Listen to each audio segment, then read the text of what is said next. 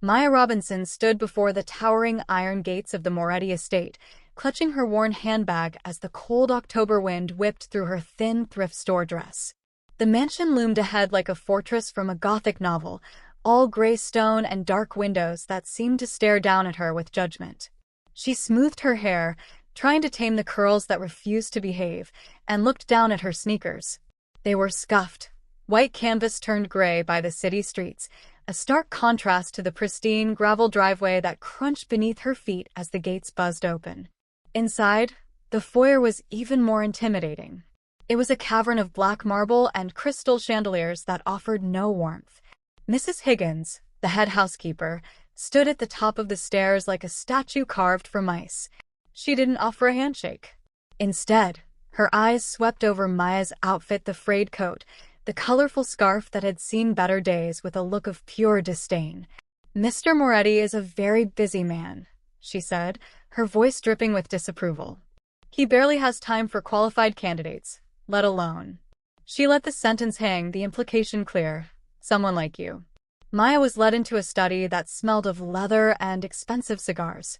Dominic Moretti sat behind a mahogany desk that looked wide enough to land a plane on. He didn't look up immediately. When he did, Maya felt the air leave the room. He was terrifyingly handsome, but his eyes were hard, tired, and dangerous. "You have no references from high-end households," he stated flatly, tossing her resume onto the desk. "No degrees in child psychology. Why are you here, Miss Robinson?" "Because I need the job," Maya said, her voice shaking slightly but her chin held high. "And because I know what it's like to be lonely in a crowded room." Before Dominic could dismiss her, the double doors burst open. Two small hurricanes in pajamas, a boy and a girl, tore into the room, screaming in a mix of laughter and defiance. "Papa! Papa!" Mrs. Higgins appeared behind them, looking horrified. "I am so sorry, sir. They escaped the nursery." Dominic pinched the bridge of his nose, the headache visible. "Leo, Mia, enough." His voice was a growl, but the children ignored him, knocking over a stack of files. Maya didn't wait for permission. She dropped to her knees, putting herself at their eye level. "Whoa, are those tigers or children?" she asked, her voice dropping to a playful, conspiratorial whisper. "Because if you're tigers, I might have to roar back." The twins froze. They had never seen an adult kneel in their expensive clothes. Mia blinked, her thumb finding her mouth. "We're lions," Leo declared, though his voice wavered.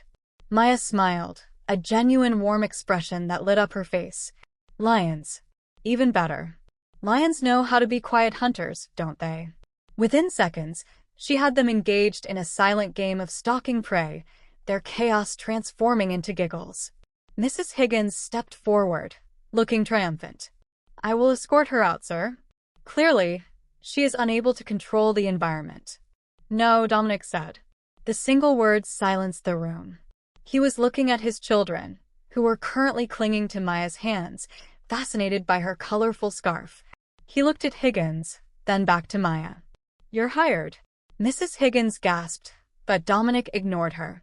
He stood up and walked around the desk, stopping inches from Maya. The playful atmosphere evaporated, replaced by the heavy gravity of his presence. Dominic leans in, his voice dropping to a dangerous whisper. "My children are my life. If you lie to me, there is no second chance. Do you understand?"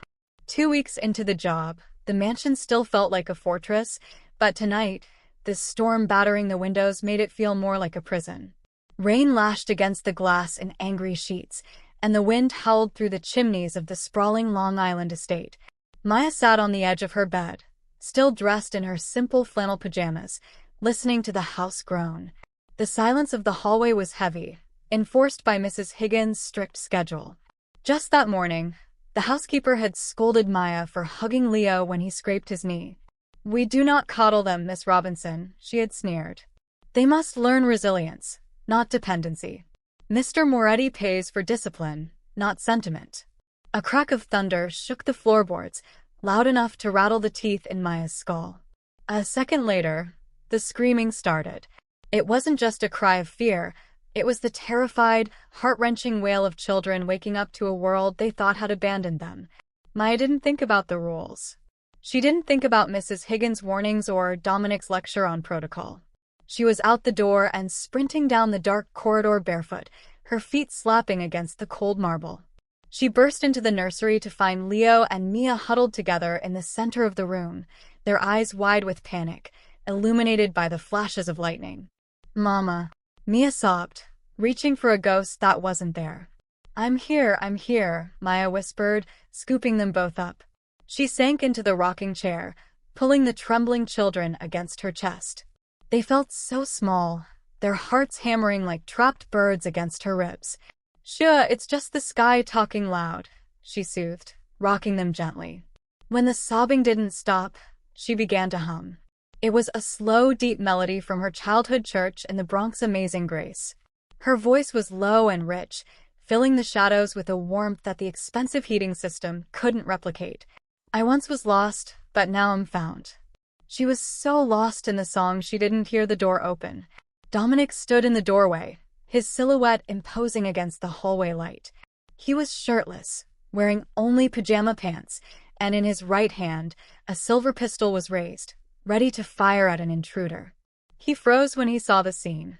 The gun lowered slowly to his side. He watched Maya, a woman who had nothing, giving his children everything they had been starving for. The tension that permanently lined his shoulders seemed to bleed away. He stepped into the room, the floorboards silent under his weight. Maya looked up, her song faltering, but he gestured for her to continue. He sat on the edge of Mia's bed, watching his children's breathing even out as they drifted back to sleep in Maya's arms. For a moment, the storm outside ceased to exist. He reached out, his hand, usually a fist or a weapon, brushing a stray curl from Mia's forehead with surprising tenderness.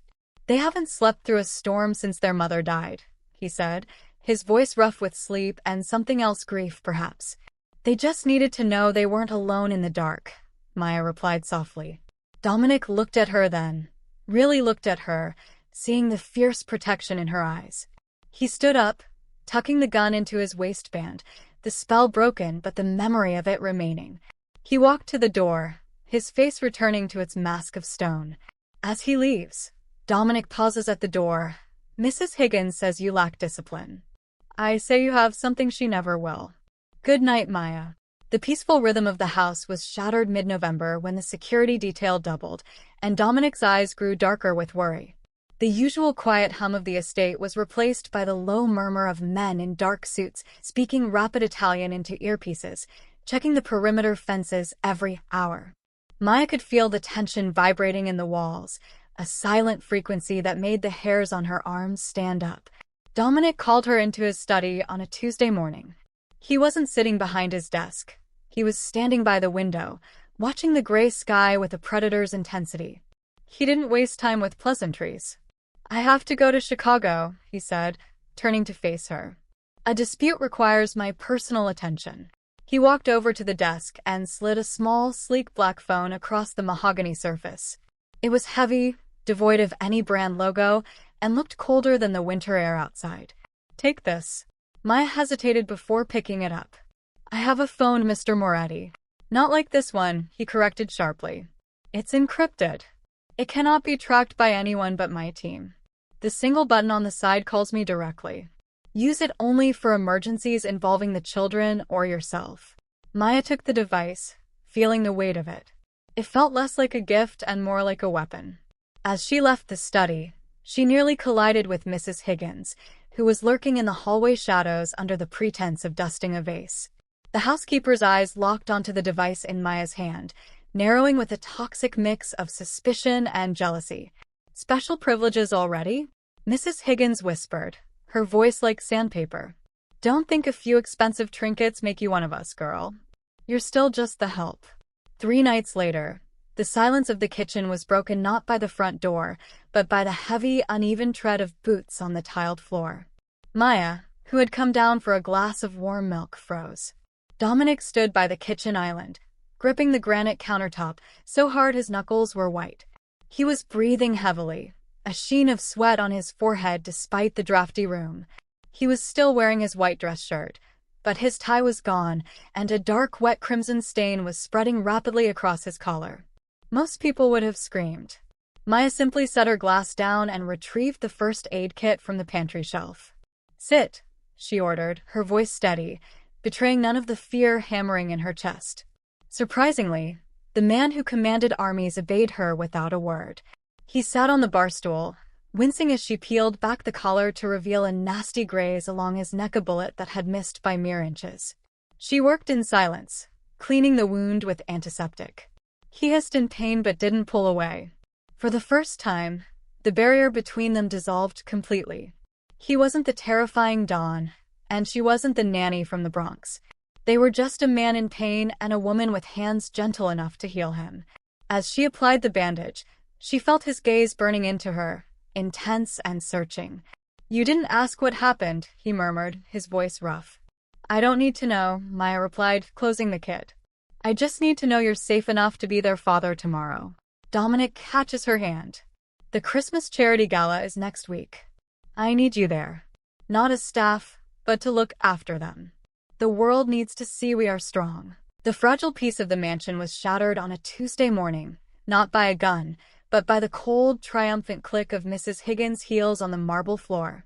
Maya was in the foyer, zipping up her tote bag, ready to take the twins to the park, when the head housekeeper blocked her path. Behind Mrs. Higgins stood two burly security guards and a cluster of maids who refused to meet Maya's eyes.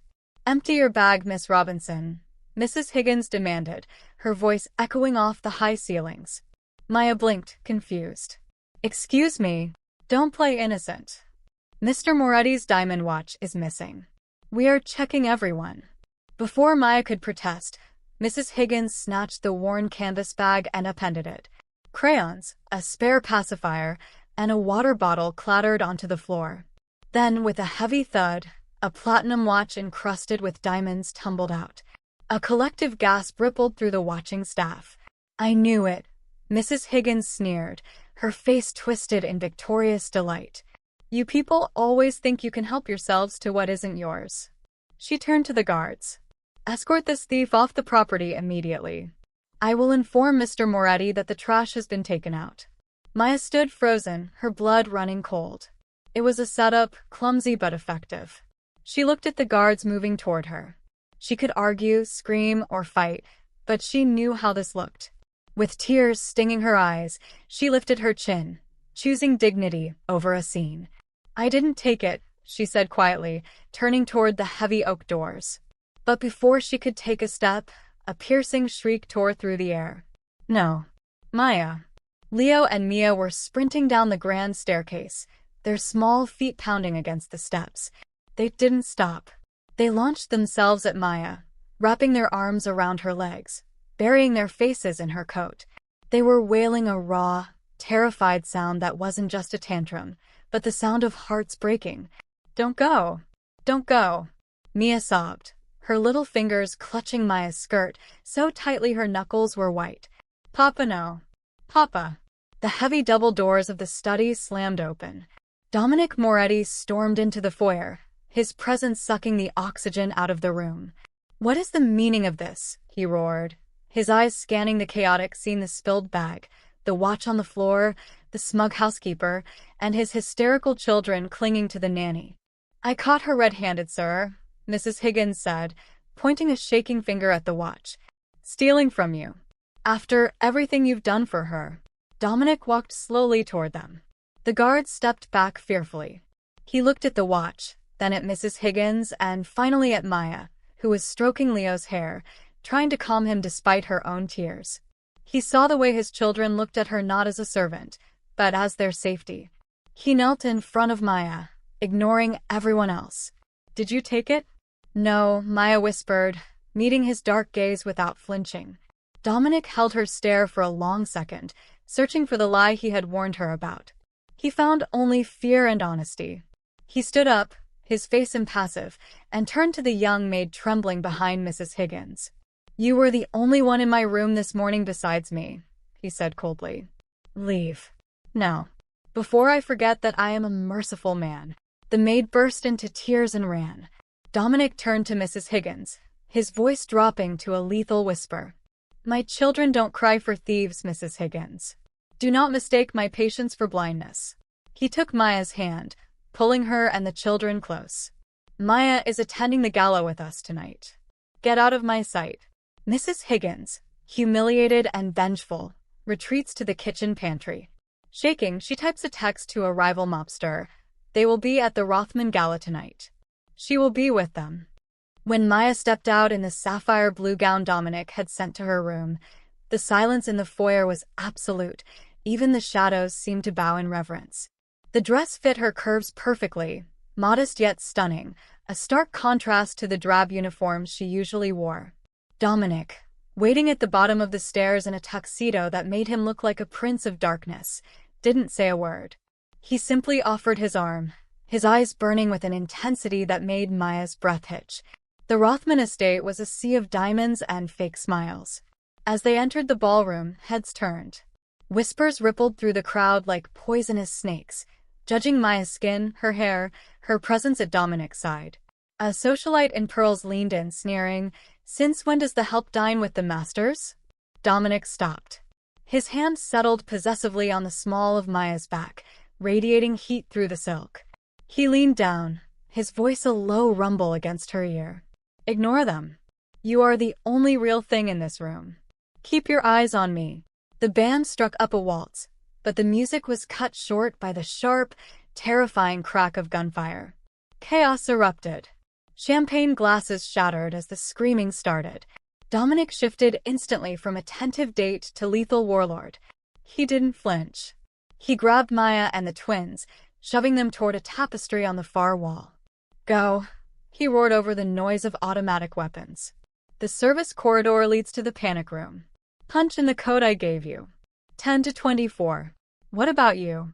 Maya screamed, clutching Leo and Mia, who were terrified, into silence. "I'll buy you time. Go." He turned back into the fray, pulling a gun from his jacket. Maya didn't look back. She ran, kicking off her heels, dragging the children through the narrow, dark corridors Dominic had made her memorize, just in case. They reached the heavy steel door disguised as a wine cellar. Her hands shook violently as she punched in 10 to 24. The light turned green.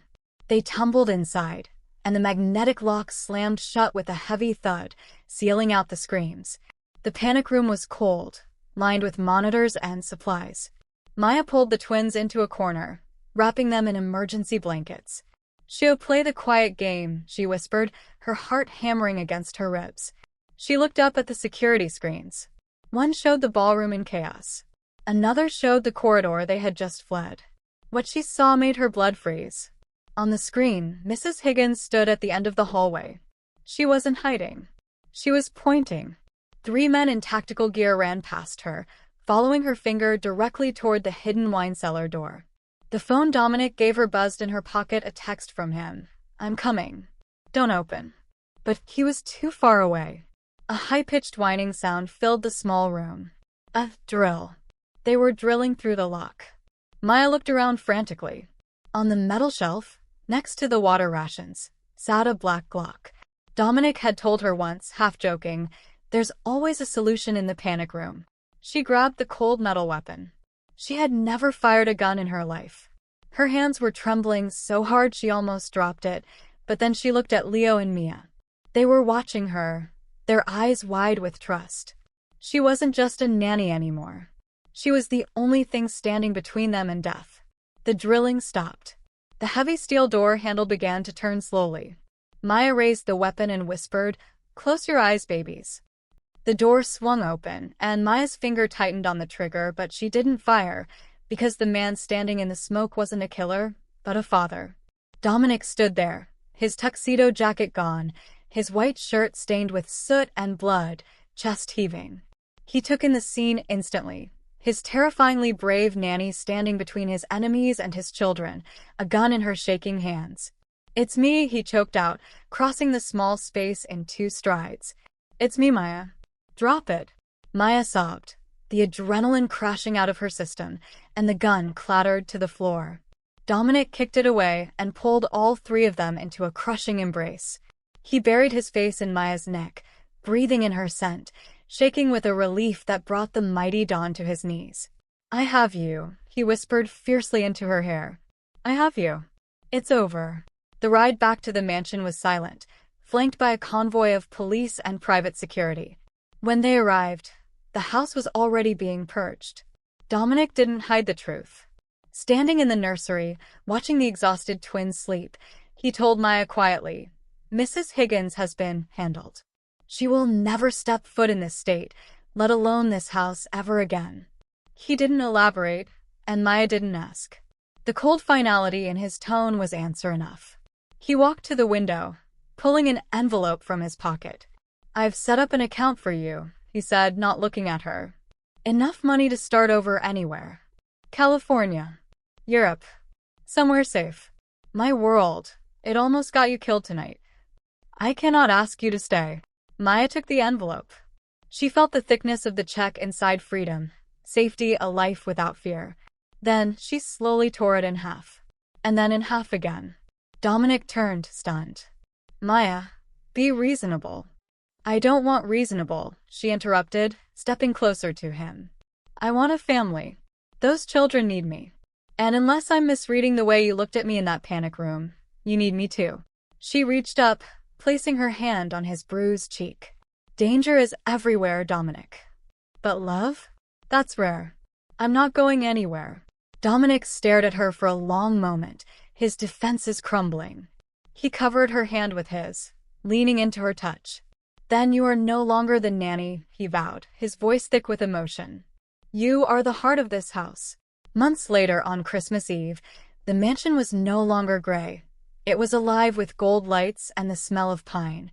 Maya stood by the frosted window, her hand resting instinctively on her stomach, watching the snow fall on the driveway where she had once walked in worn sneakers, knowing she had finally found her kingdom not by blood, but by love. From the cold winds of judgment to the warm glow of a family united, Maya's journey reminds us that the most valuable treasures often come in the humblest packages. True loyalty is never found in a diamond watch or a prestigious resume, but in the quiet courage of a heart willing to protect what matters most. Like a lighthouse in a storm, kindness shines brightest when the world tries to darken it with prejudice. If this story warmed your spirit, share it with someone you cherish to remind them that love is the only wealth that truly lasts.